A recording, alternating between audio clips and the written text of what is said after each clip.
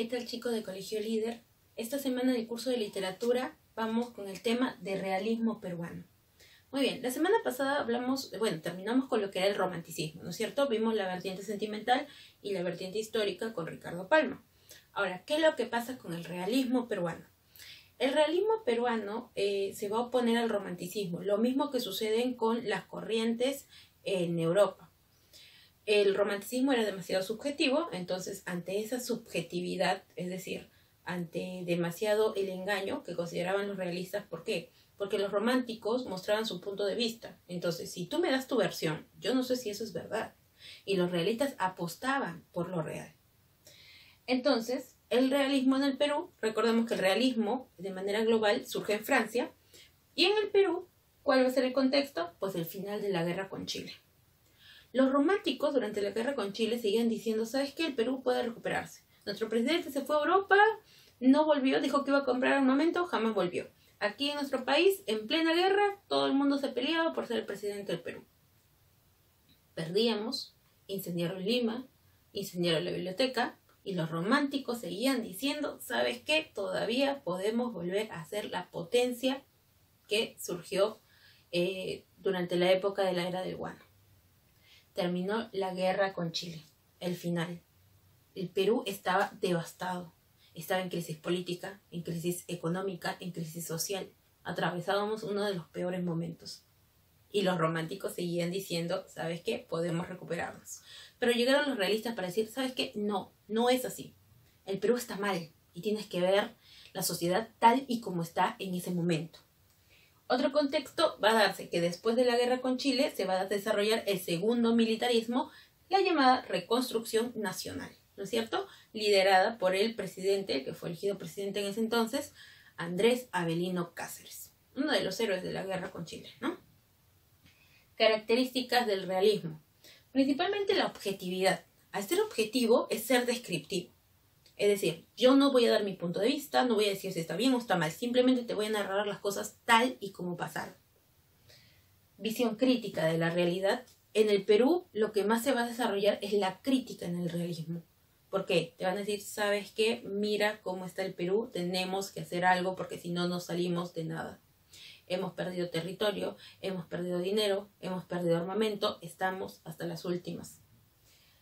Preferencia por los temas sociales. ¿Cómo estaba dividida la sociedad? Va a ser un tema muy importante durante este tiempo. Y lo que van a manejar mejor los realistas y lo que preferían trabajar era el género narrativo. ¿Por qué? Al ser muy descriptivos, necesitan un género que les permita explayarse. Y ese va a ser el género narrativo a través de ¿qué? De la novela y el ensayo. Muy bien. Ahora, entre los representantes más importantes está Abelardo Gamarra, conocido como el Tunante. Se dice, lo conocían como el último jarabicu, es decir, el último en poesía que podían vincularse. Obras como Rasgos de la pluma, ¿no es cierto? Que a través de la poesía también había una descripción sobre el contexto del Perú. Tenemos a Mercedes Cabello de Carbonera. Mercedes Cabello de Carbonera es muy importante porque no solamente podemos hablar de manera global que representa el realismo en nuestro país, sino que representa al naturalismo. El naturalismo es una pequeña corriente que nace del realismo. Va a nacer en Francia. Y el naturalismo es la exageración del realismo. Es ir más allá, es ir por lo último, por lo más bajo de la sociedad. Y eso nos va a mostrar Mercedes Cabello de Carbonera. Recordemos que en ese tiempo la literatura escrita por mujeres era muy precaria. Y bueno, que haya representantes como Mercedes Cabello Carbonera era muy importante en ese entonces.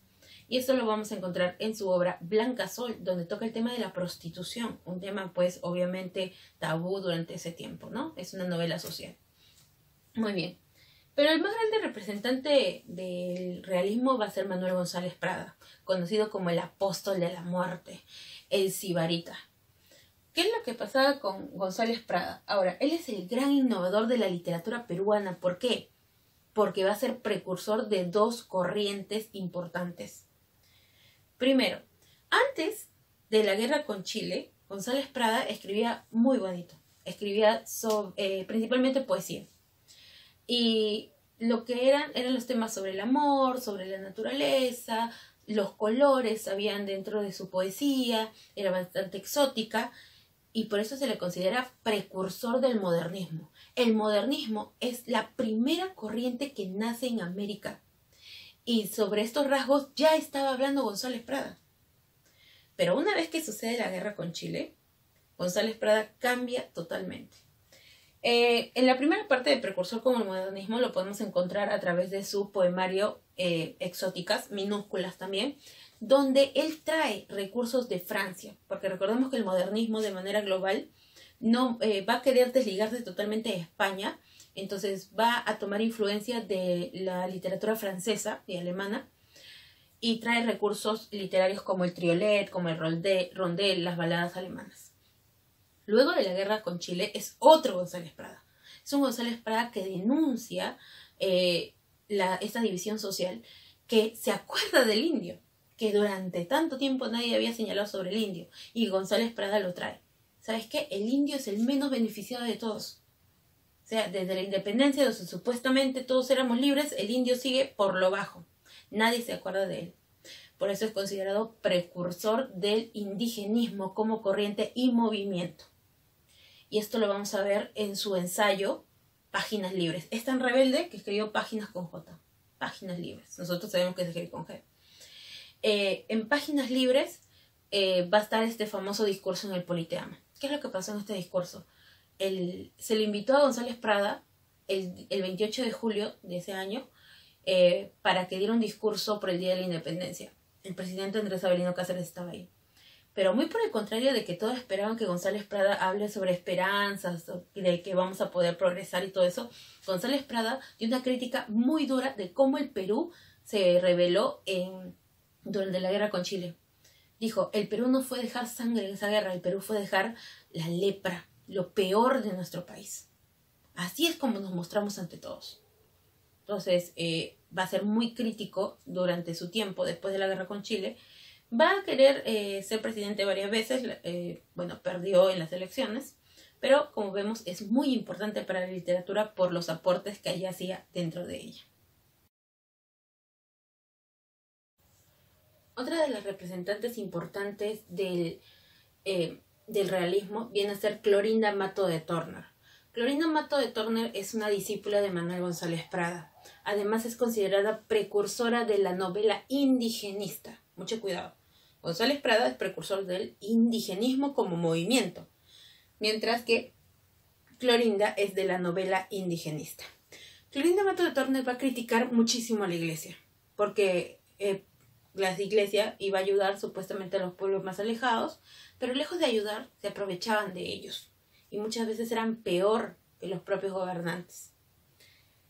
Defendió al indio de forma pedagógica, es decir, el indio puede valerse por sí mismo, pero a través de la educación, decía ella.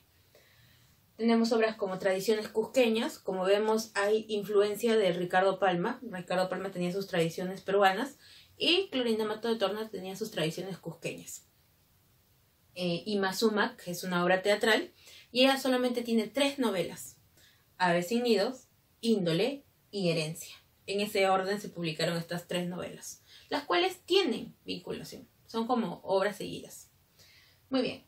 De sus novelas, la más conocida es Aves sin nidos, su primera novela, la cual es de género narrativo, especie novela. Nos vamos a centrar en el pueblo, de alguna manera el pueblo irreal, el pueblo utópico, porque no existe. Es creado por Clorinda Mato de Torner, que se llama Quilla. El tema es el abuso contra los indios. Muy bien, tenemos 2 familias aquí. Tenemos a Marcela y Juan Yupanqui, el matrimonio Yupanqui, y a Lucía y Fernando Marín.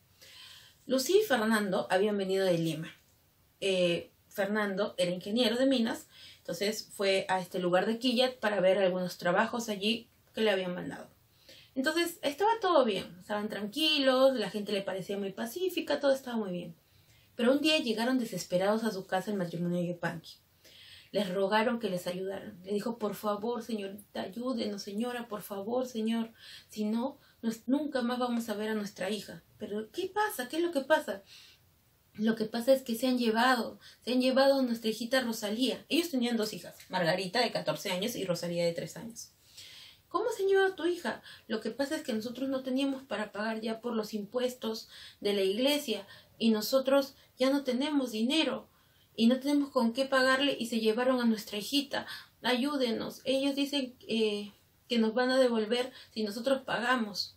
Y le dice, pero pídanle un plazo para que puedan pagar y le den a su hijita. Es que eso es mentira, señorita. Eso es mentira, porque ellos venden a los niños. Se los llevan a Arequipa, en otros lugares, y ahí los venden. Y nunca más los vuelves a ver a tus hijos. A varios ya les ha pasado. Y le dice, pero ¿quién se llevó a tu hija? Entonces, ¿quién puede hacer eso? El gobernador. El gobernador estaba metido en esto. Con el cura Pascual, los dos. A los pobres indios les cobraban todo. El cura iba, pues, cuando alguien moría iba a dar los santos óleos, solito, nadie lo invitaba. Él iba y cobraba todavía. Te cobraban por la tierra para poder enterrar a tu muerto. Te cobraban por el cajón, te cobraban por todo, por respirar un poco más. Se aprovechaban de los indios. Tanto el plano político, los gobernantes, como el plano de la iglesia. Los dos estaban metidos en lo mismo.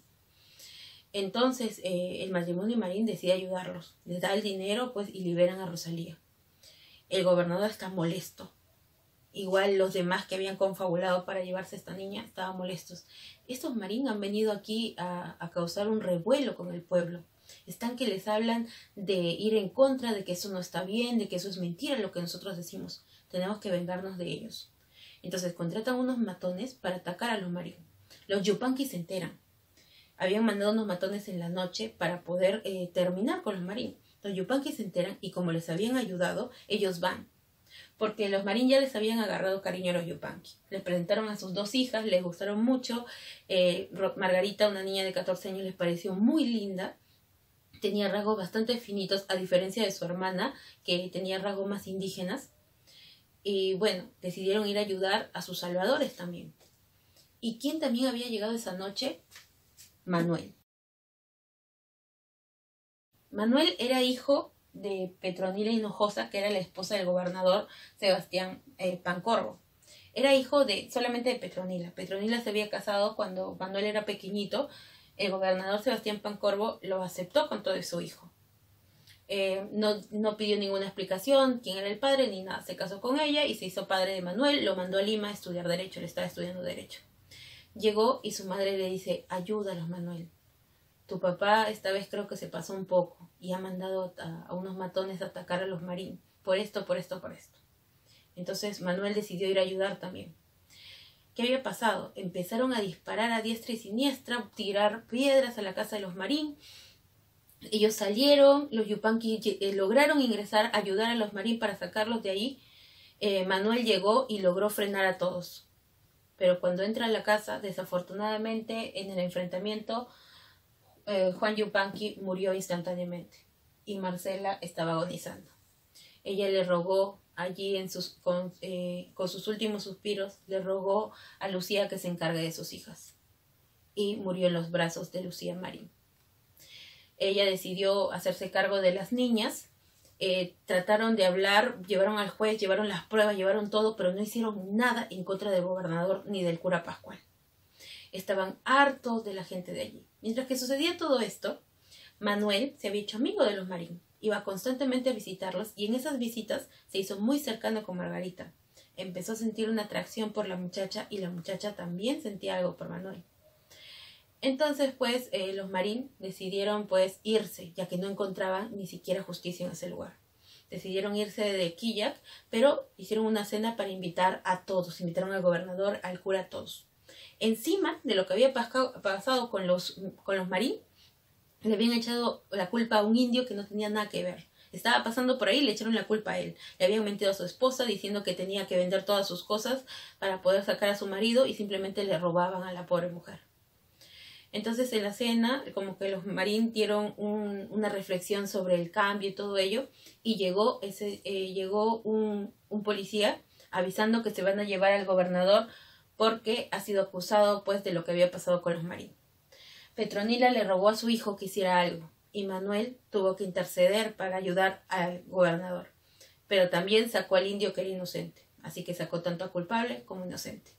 El día que los Marín se preparaban para irse ya, ya estaban todos listos. Manuel va a visitarlos por última vez y le pide pues a Lucía que le dé la oportunidad de que cuando estén en Lima, porque él también va a regresar para poder terminar sus estudios, pudiera frecuentar a Margarita, porque él estaba enamorado de ella.